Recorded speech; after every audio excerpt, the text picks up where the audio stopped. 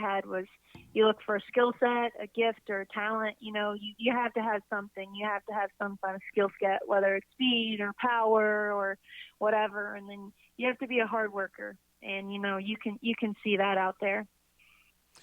Now, if with saying that, and now that you're a coach, let's kind of stay on that. Now, once you already have a team that they're recruited, they're a part of your team now. You start, let's just say the summer workouts, and you got some new players.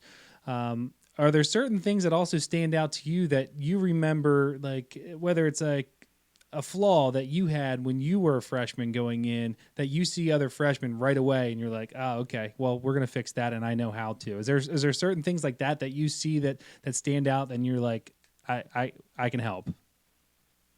Oh, absolutely. There's so many things that they say or do, and I try to think, okay, that was me freshman, sophomore year. That was me being stubborn and not wanting to, do it my coach's way or something. And luckily, I've had some pretty great athletes here already that have really been open to everything I've said. But even some of the girls, I look at them and I see my teammates in them. I'm like, oh, that was my teammate so-and-so. She was the same way. She did that. And it's pretty cool to see the similarities in those personalities and know how you have to approach them a little differently or what might kind of help them to get through or see and understand. Now, one thing I would love to hear from you, and being in the different environments you've been in, how important is culture to a team? It's one of the most important things. Talent, everyone says, can only get you so far, but when the team has that culture and they're all in it together, it's just so much different. And at Miami, that was a huge thing that attracted me to Miami, where I'm at now, is the culture that they established last year and how open with what their culture was and the transparency of that this is what we're about.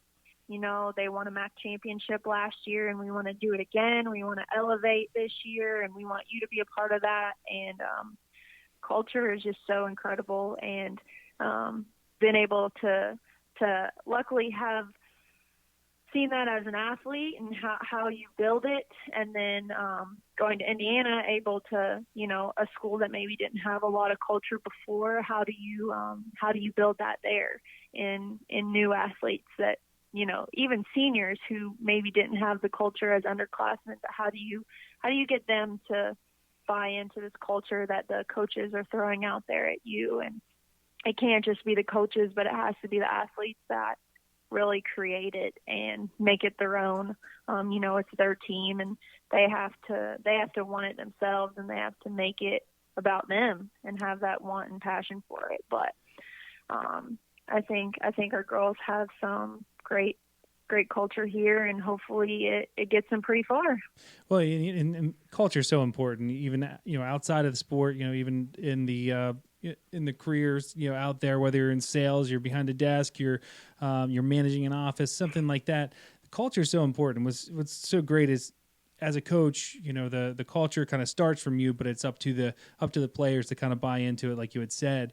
And same thing's going to happen when these ladies go out into the professional world and they are managing a team, and they'll know how to build that culture because of their experiences they're having now. So it must be really cool to kind of play a part in the beginning of the rest of their life, basically.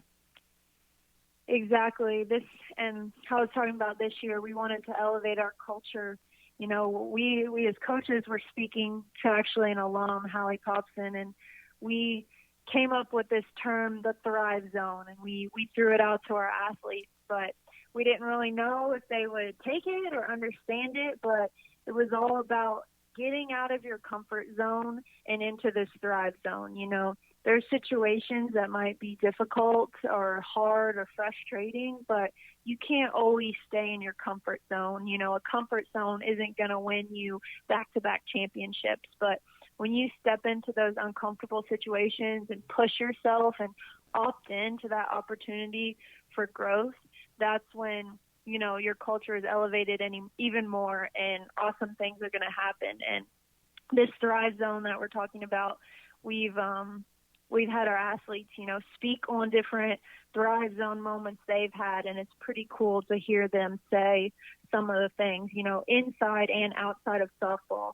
Outside, we've had girls who are not okay with public speaking, and they've opted into different opportunities, whether it's taking a public speaking class or volunteering to speak to our alumni.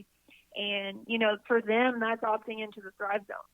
They're that kid in class that never raises their hand, never speaks. And, it's cool to see as a coach them pushing themselves in those situations.